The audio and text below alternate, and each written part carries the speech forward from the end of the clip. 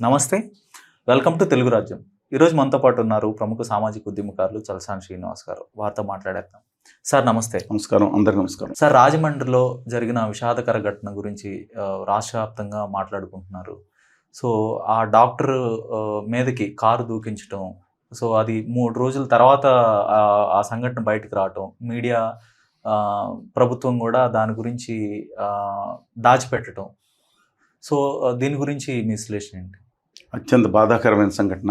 ఆవిడ డాక్టర్ అండి, certified qualified doctor, MD చదువుతున్నారు ఆవిడ. ఎంబీబీఎస్ అయిపోయింది, ఎండీలో డెర్మటాలజీ కంప్లీట్ చేస్తున్నారు. ఇవాళ మనకు లభ్యమవుతున్న తాజా పరిస్థితి బట్టి ఆవిడ బ్రెయిన్ డెడ్ అయిపోయి ఉంది. ఆవిడ హైదరాబాద్, చుట్టుపక్కల హైదరాబాద్ ఎక్కడో వారిది, డెడ్ అయిపోయి ఉంది. అంటే దాదాపుగా మనం విషాదం అనే చెప్పాలండి. అంటే ఇంకా డిక్లేర్ చేశారు లేదో తెలియదు. అత్యంత బాధాకరమైన సంఘటన. మీరు చెప్పినట్టు ఇష్యూలో మెయిన్ మీ మీడియా కానీ, లేదా రాజకీయాల్లో అధికారం చెలాయిస్తున్న పార్టీలు కానీ, ప్రభుత్వం కానీ, ఎందుకని 3వ తారీఖున జరిగితే 4వ తారీఖున ఇది చాలా మోస్ట్ అలార్మింగ్ ఇష్యూ కదండి. ఎక్కడో ఎవరో తిడితే వాళ్ళు వచ్చేసి పాపం అన్యాయం జరిగిపోయిందని కళ్ళం నీళ్లు కారుతున్నారు. అక్కడ మహిళలనేమో అమ్మాయి నేను వచ్చి ఢిల్లీలో మాట్లాడింది కదా, నడుచుకుని చుడిదారు కొత్త వెళ్ళిపోతుంటే వెనకమాలకు వచ్చి పోలీసులు పిరుదల మీదకి వెళ్ళి లాఠీ పొడిచిన సంఘటన మీద ఎవరికి కనపడలా, కన్నీళ్ళు రాలేదు. దేశ ఆదా గారు లేదా మోషా గారులకి ఏమైనా బాధ కలిగితే కన్నీళ్ళు వస్తుంది. ఇప్పుడు ఆంధ్రప్రదేశ్లో ఈస్ట్ గోదావరిలో రాజమండ్రిలో ఒక మహిళా డాక్టర్ మీద, అంటే యాక్సిడెంట్ కాదు ఇది, ఎందుకని జరగలేదంటే ఆవిడ కులం తెలియదు, నాకు తెలియదు, ఆవిడ మతం తెలియదు. అంటే ఇది జరగగానే కులం మతం పెట్టుకుంటూ వచ్చేస్తారనమాట. ఎవరో సంబంధం అక్కడి సంబంధం విషయంలో గొడవ జరగానే కులం చెప్పగానే రాష్ట్ర ప్రభుత్వం స్పందించిపోయింది. ఐదర్ సైడ్ ఆ కాదంబరి జత్వాని గారని మీకు తెలుసు. ఆవిడ విషయంలో ఆ రోజు కానీ తర్వాత కానీ మొత్తం రాష్ట్ర ప్రభుత్వం అసలు 100 మంది పోలీసులు వెళ్ళిపోయినట్టు అయిపోయింది పరిస్థితి. Either side. మేము అదే రోజు విజయవాడలో ఉద్యమం చేస్తూ ఉంటే మా వార్త కవర్ చేయకుండా గౌరవనీయురాలుగా వారు అందరూ గౌరవించి ఆవిడకి కనకదుర్గ దేవాలయంలో పోలీసులు దాని ఏమంటారు అందరూ వచ్చి ప్రోటోకాల్ దర్శనం ఏర్పాటు చేయించారంట. నేను తప్పు అన్నాం, ఏది ప్రాధాన్యత కూడా తెలియదా? అలాంటిది ఇవాళ మీడియా వేసిన వాళ్ళకి ధన్యవాదాలండి. అసలు ఇష్యూ దాన్ని 6వ తారీఖు వరకు బయటకు రావడం ఏంటి? ఎవరు కప్పెట్టదని చూశారు ప్రభుత్వంలో? ఎవరు ఆ దుర్మార్గులు, ఆ నిందితులు ఎవరైతే ఉన్నారో వాళ్ళకి ప్రభుత్వంలోనో లేదా ప్రతిపక్ష నాయకుల తాలూకు అంత మద్దతు ఉందంట కదా. ఇప్పుడు యాక్సిడెంట్ అవ్వడం వేరు, దురదృష్టం ఏంటంటే వాళ్ళకి ఎవరన్నా అటు ఉన్నారనుకోండి వచ్చేసేవారు. ఈ పాటికి వచ్చేసి కొంతమంది పాపం చిన్నపిల్లవాళ్ళు తెలియక కారులో గట్టిగా గుద్దారని కూడా చెప్తారేమో.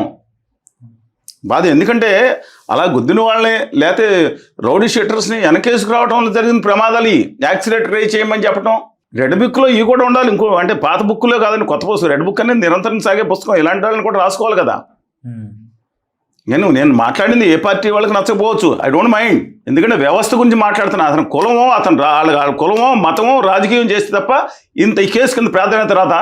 ఇన్ని రోజులు అక్కడ ఫైటింగ్ ఫర్ ద బ్యాటిల్ చేస్తూ ఉంటే పైగా అబ్బాయికి చేతుల మీద ఛాతీ మీద కూడా గాయాలి. విషం పరిస్థితులు లేకపోవచ్చు, కానీ అంత బాధపడతా ఉంటే ఎందుకు సమాజం స్పందించలేదు? సమాజం గురించి మాట్లాడుతున్నాను. పాపం వాళ్ళకి మీడియా తెలపేది కూడా తెలియదు, ఎక్కువ కాదు.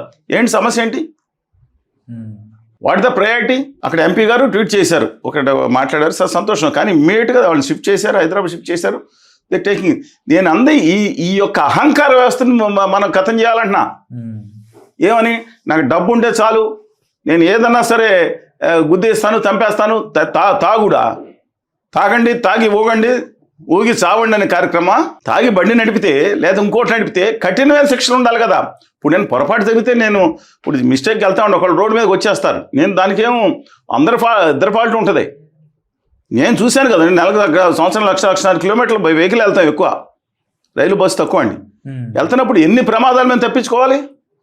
మోటార్ సైకిల్ అడ్డంగా రోడ్డు మీదకి వచ్చేస్తూ ఉంటారు, ట్రాక్టర్ వేసుకొచ్చేస్తూ ఉంటారు. నేను 80 కిలోమీటర్లు 90 నేషనల్ దాటను, 99% దాటను.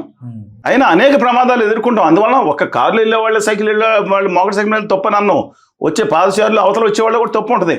యాక్సిడెంట్ వేరు, ఇదేంటండి దుర్మార్గం. తాగి వాళ్ళకి ఇవ్వకపోతే గొడవ పడితే పోనిచ్చి గుద్దితే ఏంటి అలా గుద్దారని చెప్తే మళ్ళీ ఎక్కి మనం మనిషిని తలమే చెత్తికి పోనిస్తారా? కడుపు రగులిపోతే ఏం మేమంటే మళ్ళీ ఏం చేస్తున్నారు గౌరవ హోంమంత్రిని గారు ఆవిడ వెంటనే కొన్నిట్లు ఇష్యూలో ఎవరిని ప్రతిపక్ష నాయకులు వచ్చినట్టు మాట్లాడుతూ వెంటనే స్పందిస్తారు కదా. అంటే గంజాయి సేవించారు లేదంటే మద్యం సేవించి వాళ్ళు గుద్దటం జరిగిందని కొంతమంది చెప్తున్నారు. మరి కొంతమంది వాదన ఏంటంటే సీసీటీవీ ఫుటేజ్ చూస్తే స్పష్టంగా వాళ్ళు ఒకసారి గుద్ది మళ్ళీ వెనక్కి వెళ్ళి మళ్ళీ గుద్దటం అట్లా 2-3 సార్లు, అంటే అది డెలిబరేట్ గానే కనపడుతుంది కదండి. ఏం 3వ తారీఖు తెలియదు వాళ్ళందరికీ. నేను ఎందుకు ఫాల్ట్ చేస్తున్నానంటే ప్రభుత్వాన్ని ఒక అక్రమ సంబంధం విషయంలో చర్చలు పెడతారు మీడియాలో కొంతమంది వదిలేసేయండి. వాళ్ళకి ఏంటండి ఇంట్లో జరుగుతానికి ఇంకో దానికి పోనీ ఒక ఎమ్మెల్సీ ఉన్నా అంటే ఒక రోజు వేస్తారు, గంటల తరబడి రోజుల తరబడి ఈ కర్మ దౌర్భాగ్యం చూడాల్సిన బలం అంటే మనం చూడకపోయినా అది వస్తూ ఉంటుంది. ఆలోచనలో కర్మ అది టీవీలో పెడితే అది మధ్యలో వస్తూ ఉంటుంది. ఇంక దేశంలో రాష్ట్రం సమస్య లేదా? నేను అడుగుతా ఉన్నాను ఎలాంటి ఇష్యూస్ మీద ఎందుకని మీరు రైట్ టైంలో స్పందించలేదంటే, ఇప్పుడు పెంచలయ్య గారు ఉన్నారు, మనం ఇంతకుముందు మాట్లాడుకున్నాం, ఆయన పద్మ అవార్డు ఏమైనా ఇచ్చారా? ఏమైనా రికమెండ్ చేసిన రాష్ట్ర ప్రభుత్వం? సినిమా నాయకుల కోసం పని చేసుకుంటూ ఇస్తున్నారా? ఏ రాష్ట్ర ప్రభుత్వం? పెంచలయ్య అనే వ్యక్తి వాళ్ళ ఖచ్చితంగా ఈ విషయంలో అది మాట్లాడి తీరాలి. యువత కోసం, కౌమార దశలో విద్యార్థుల కోసం ఒక గాయకుడిగా నాట్యమేళలో ఉంటా వేలాది మందిని బాబు మీరు జోలికి వెళ్ళమాకండి అని చెప్పి ప్రచారం చేయటమే కాకుండా ఎక్కడ ఈ గంజాయి ఎక్కడ డ్రగ్స్ దొరుకుతున్నాయో పోలీసులకు ఇన్ఫార్మ్ చేసి వాళ్ళందరినీ పట్టించి ఒక కార్యక్రమంలో ఉంటే అతను నడి రోడ్డు మీద అతని కుమారుడితో పాటు స్కూల్ నుంచి తీసుకొస్తుంటే నడి రోడ్డు మీద నరికి చంపేస్తే మీ ప్రభుత్వాలు అంటే ప్రభుత్వాలు దాని మీద ఏదో తూతూ మంతను గానా? ఎందుకంటే ఆ మహిళా డాన్, గంజాయి డాను, డ్రగ్స్ డాను అంట మేజర్ ఈ వార్త కంటే కూడా ఆవిడ మీ పార్టీ ఒకరి మీద ఒకరు కర్మ దౌర్భాగ్యం అండి. ఆవిడ ఆ పార్టీలో ఉంది, అధికార పార్టీ కూర్చొని మళ్ళీ వెళ్తుందేమో. ఏంటి కర్మ దౌర్భాగ్యం? సిగ్గు లేదా అసలు? మానవత్వం లేదా మనుషులకి? ఒక అక్రమ సంబంధం కాకుండా కులం రాగానే స్థలాలు ఇచ్చేయండి, పర్వాలేదు, డబ్బులు ఇచ్చేయండి, సమస్య ఎట్లు మంత్రులను సెటిల్ చేయండి. ఇక్కడ కనపడరా? నేను అడుగుతున్నాను. మీరు కనుక అలాంటి చర్యలు గట్టిగా తీసుకుంటే ఈ బ్యాచ్లు పెట్టలేకపోయి ఉండే కదా. వాళ్ళు నేను ఒక ప్రభుత్వాన్ని అట్లా ప్రభుత్వాలు కంటిన్యూస్ పార్టీలు మారుతూ ఉంటాయి. ఇప్పుడు కళ్యాణ్ బాబు గారు ఉన్నారు, ఆ రోజు ఏమన్నారు, వస్తే 24 గంటలు పోలీసు వ్యవస్థ అండి, మొత్తం అంతా గంజాయి వ్యవస్థ ఎక్కడ ఉందో అన్నారు. ఒక పాజిటివ్తో తీసుకుంటాను అది. కానీ ఆయన ఒక నెగ్గిన జిల్లాలోనే జరిగింది ఇది. అంటే ఉమ్మడి ఈస్ట్ గోదావరి జిల్లాలో ఇష్యూ అది. అందుకే నేను సరే వాడి పట్టించుకోలేదు. రాష్ట్ర మంత్రివర్గం ఏంటి, ఎందుకు డౌన్ ప్లే చేస్తున్నారు?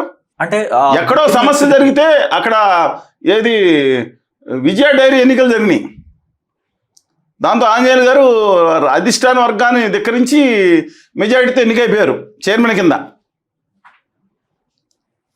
నిన్న రాత్రి 2 రోజుల నుంచి 2 మంత్రులు తిరుగుతున్నారంట. నిన్న రాత్రి మంత్రి గారు వ్యక్తిగతంగా వెళ్ళి ఆయన హాస్పిటల్ ఉంటే రాజీనామా తీసుకుని సమస్య పరిష్కారం అయిపోయింది పార్టీ కోసం. నేను తప్పట్లేదు, I'm not finding fault with them. అయితే పాసాద్ గారు కానీ వాళ్ళు పార్టీ నిర్ణయాలు పాటించుంటారు. ఇక్కడికి ఎందుకని జరగలేదంట? పెంచలయ్య గారికి మంత్రివర్గం అంతా ఎందుకు వెళ్ళలేదు అంటే మీకు రాజకీయ అంటే కులాలు కూడా చెప్పలేదండి. ఆయన దళితుడని ఇప్పుడు లాస్ట్లో అంటున్నాక అంటే మీకు బాధ ఏంటి? పోనీ ప్రతిపక్షాలకు వచ్చిన బాధ ఏంటి?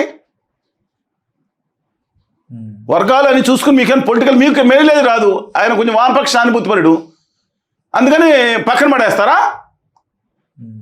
ఒక రౌడీ షీటర్ చనిపోవడం దుర్మార్గమే, అన్యాయంగా చంపడం దారుణం. పరామర్శించడానికి ఎమోషన్ ఇష్యూ చేయడానికి ఉన్న తీరిక ప్రజల సంక్షేమం కోసం ప్రాణం అర్పించి జాతీయ స్థాయిలో గుర్తుంచుకోవాల్సిన మనిషిని పక్కన పడేశారు కదా. ఇప్పుడు యాక్షన్ చేస్తే మంత్రి గారు కొడుకు యాక్షన్ చేసి పారిపోతాడు. మీరు సినిమా వచ్చింది చూడలేదు? ఆవిడ అద్భుతమైన సినిమా తీశారు, చెప్తున్నానండి. అప్పుడే తోటకూర మొక్క దగ్గర దొంగతనం చేసినప్పుడు తల్లి ఒకటి పీకి తప్పురా దొంగ అని చెప్పుంటే అప్పుడు ఉరిశిక్ష మీకు తెలుసు కదా. ఒక అబ్బాయికి దొంగ ఏదో చేస్తే ఉరిశిక్ష పడింది. నీ ఆఖరి కోరిక ఏంటని అడిగారండి. మా అమ్మని ఒకసారితో మాట్లాడాలన్నారు. వాళ్ళ అమ్మని పిలిచారు, లాగబెట్టి ఒకటి కొట్టాడంట. ఎందుకు కొట్టారు? చిన్నప్పుడు తోటకూర దొంగతనం చేసి బాగా చేసావు, ఇంక పట్టరాని ఆ రోజు ఆపుంటే నేను వాళ్ళ అచ్చేదాకా వచ్చి ఉండేది కాదు కదా, పొరపాటున జరిగినా. ఆ రోజు అరికట్టాలి. తల్లి అంటే గౌరవం మా అందరికి చెప్తున్నాను. అంటే కొట్టాడంటే అది ఒక రేర్ లక్షలో ఒక ఇన్సిడెంట్, నేను ఉపమానంగా చెప్పానండి. అందుకని ప్రభుత్వాలు కానీ రాజకీయ నాయకులు ఆపద మీద చిత్తశుద్ధి ఉండాలి. నేను అందుకని అల్టిమేట్గా కూడా చెప్తున్నాను, ఆవిడ కుటుంబానికి, ఎందుకంటే ఇప్పుడు ఆల్రెడీ బ్రెయిన్ డెడ్ అన్నారు కాబట్టి చెప్తున్నానండి, మనం సంతాపం తెలుపుతూ చెప్పాను. నేను ఒకటే చెప్తున్నా, మెయిన్ ఇవాళ డ్రగ్స్ దీన్ని ఆఫ్ చేయడానికి మీ పార్టీలో ఒక్కొక్కరికి 30 లక్షలు 50 లక్షల మంది సభ్యులు ఉన్నారు, యుద్ధంలో కర్రాంగంలో పనిచేసే సైనికులు ఉన్నారంటున్నారు కదా. చేసి మాట్లాడితే పాకిస్తాన్ వేసేస్తామని మాట్లాడుతూ ఉంటారు. వీళ్ళు ఎవడో ఒక్కడ పాకిస్తాన్ బోర్డర్ పంపిస్తే మరి ఉంటారు లేదో ఇచ్చి పంపిస్తే మనకు అక్కడ పాకిస్తాన్ దుర్మార్గాలు నీచని పాకిస్తాన్ సంగతి తేల్చేస్తారేమో. నేను అడుగుతున్నాను, మీకు నిజాయితీ ఉంటే నేను చెప్తున్నాను, వితిన్ 1 మంత్లో ఆంధ్రప్రదేశ్ నుంచి తెలంగాణ నుంచి మీ పార్టీ కార్యకర్తలను పునమాయిస్తే మొత్తం డ్రగ్ సమస్య పరిష్కారం అయిపోద్ది. ఛాలెంజ్ చేస్తాను నేను. మీకు 50 లక్షలు 70 లక్షలు ఉన్నారు, పోలీసులు కష్టపడతారు. ప్రతి ఊరికి ప్రతి ఇంటికి పోలీసు ఉంటాడా? మీ కార్యకర్తలు ఎక్కడ దొరుకుతుందో తెలుసు, కళ్ళు మూసుకుని వెళ్ళిపోతారు అనుకుంటా. ఇళ్ళు ఇటు అటు కళ్ళు మూసుకుని వెళ్ళిపోతారు అనుకుంటా. కార్యకర్తలు తిరుగుతూ ఉంటారు కదా. అలాగే పొలిటికల్ చెప్తే వాళ్ళు చంపేస్తారు. మీ కార్యకర్తలు చంపితే మిమ్మల్ని చంపుతారు. మిమ్మల్ని చూసి జనాలు భయపడుతున్నారు చాలామంది. అందుకని మీకు 50 లక్షలు 70 లక్షల కార్యకర్తలు ఉన్నారు. మీరు ప్రతి ఊరికి మీరే గార్డు, భావితరాలకి మీరే రక్షణ. రండి, ఏదైనా మనం ఒక చర్చ జరిగినప్పుడు అండి, ఒకటి దుర్మార్గాన్ని ఖండిస్తా, దానివల్ల ప్రజలకు ఉపయోగం ఉండేటట్టు మాట్లాడితేనే మన టీవీ చర్చకు ఉపయోగం, యూట్యూబ్ కానీ. అందుకని నా హంబుల్ రిక్వెస్ట్ అండి, దయచేసి ముందుకు రండి. ఆవిడికి జరిగిన అన్యాయం ఎట్టి పరిస్థితుల్లో రాష్ట్ర ప్రభుత్వం టేకప్ చేసి ఆ నిందితులకి ఎంతటి పెద్దవాళ్ళైనా కానూనుక హాత్ లంబాయి అనే కబుర్లు చెప్పడం మానేసి నిజాయితీగా చేయండి. మీడియా కూడా సరిగ్గా 2 మంత్స్ తర్వాత వాళ్ళకి ఏం శిక్ష పడింది, 6 మంత్స్ తర్వాత ఏం శిక్ష పడింది మీడియాలో నేను రిక్వెస్ట్ చేస్తాను. లేదా ఇండిపెండెంట్ మీడియా మేమే పెట్టుకోవాల్సిన పరిస్థితి రావాల్సి వస్తుందేమో. మిమ్మల్ని అడుగుతున్నా, 2 మంత్స్ తర్వాత ఏమైంది? మీరు వేసినా చూసేవాళ్ళు ఉండవు, కానీ చూపించండి. మన బాధ్యత, సమాజంలో మనం ఉన్నామంటే ఒక బాధ్యత గల మీడియాగా కానీ లేదా పౌరులుగా కానీ ఒక సమస్య ఇట్ డూ రెస్పెక్ట్ దెమ్. ధన్యవాదాలు సార్. హలో, తెలుగు రాజ్యం ఛానల్ చూస్తున్నారా? సామాజిక రాజకీయ జీవన చిత్రణే తెలుగు రాజ్యం. అతిశయోక్తులు అసత్యాలు ఉండవు. రాజకీయ కోణం కాదు, ప్రజా కోణమే కొలబద్ద. తెలుగు రాజ్యం వీక్షణ మీ ఉత్తమ అభిరుచికి నిదర్శనం.